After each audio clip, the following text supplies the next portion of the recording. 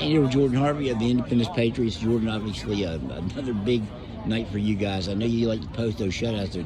They didn't get one on the defense tonight. It was on a kickoff return. But just talk about the defensive effort tonight for you guys. Man, it's something special when, you've allowed less than 100 points the entire season. It's just something special because, we pride ourselves on the offensive side of the ball. We have another Kennedy candidate behind us in Judah.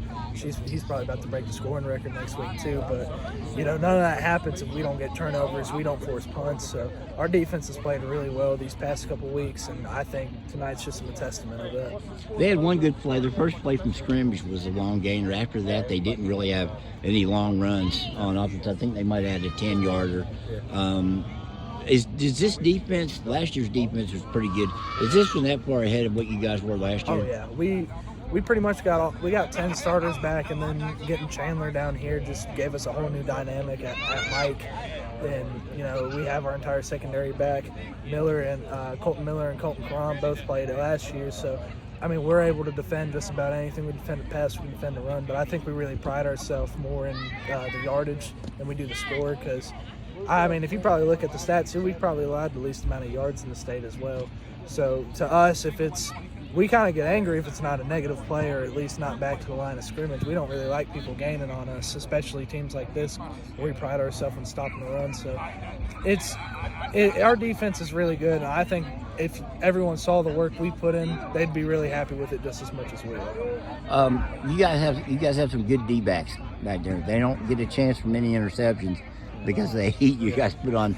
They might have to bribe you guys with some donuts or something. I don't know, but you talk about the amount of heat and pressure you're able to get on quarterbacks and running backs too in the backfield. Well, we actually have a running joke. Coach Hypes, this is one of our newer coaches, Coach Creed, because our defensive line actually has more interceptions than our D-backs right now because Brady Grimmett got an interception out of Westside and Parker had a pick six at Polka. But, those guys have – you won't find a better group on the defensive line, really. We have so many players that can rotate in from Braxton to Parker to Brady to Isom. We got probably 5-6 defensive linemen that could play for just about any team. And, they'll get a throw off every once in a while, but, you got to take into account those D-backs, they're shutting everything down for us to get that pressure. So I think it goes both ways in a sense, especially when we have three all-state defensive backs over there. Who started that running joke? Is that Coach Hypes that did that? Or? Yeah, we play Pass Skelly, and we have Pass Skelly with the linebackers and defensive backs, and Coach Hypes always gives them some crap. But it's a funny little running joke. But honestly, it's a group effort. None of that happens if they don't lock up on the receivers, if they don't give them space. We're not going to get any pressure, and they're not going to be able to get as much time as they want to defend that if we don't get a pressure at all. So it goes both ways, and I think if you looked, you ask a defensive lineman on our team, they're going to say the same thing, and if you ask a cornerback on our team, they're going to say the same thing. So it goes both ways. Senior night tonight, your birthday is tomorrow, so it's been quite a week for you, huh? Yeah, it's a special feeling. It's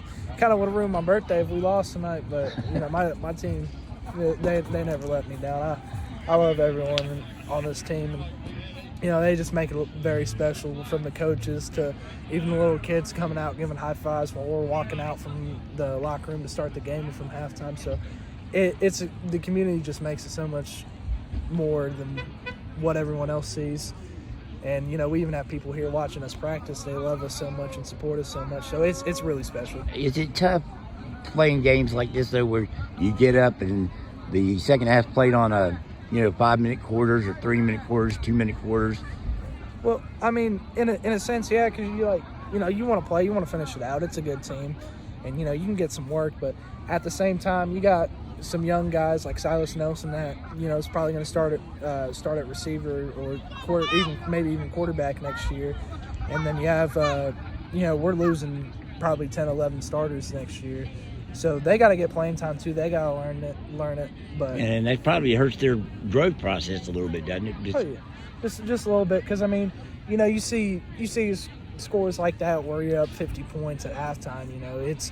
It's kind of disappointing, because when we play Bluefield, Coach was excited going into halftime, but we were kind of disappointed with the fact that we weren't up 20 points. But at this point, you just got to learn that not every game is going to be a blowout, and especially from here on out when the playoffs start, it's just going to be a grind. But it's really good seeing those young kids and all those freshmen getting the reps that they need, because they're going to have to grow up like we did our freshman years and replace 10 seniors that knew what they were doing. And I believe they'll make a playoff run next year as well, just as much as we've been making a playoff run this year.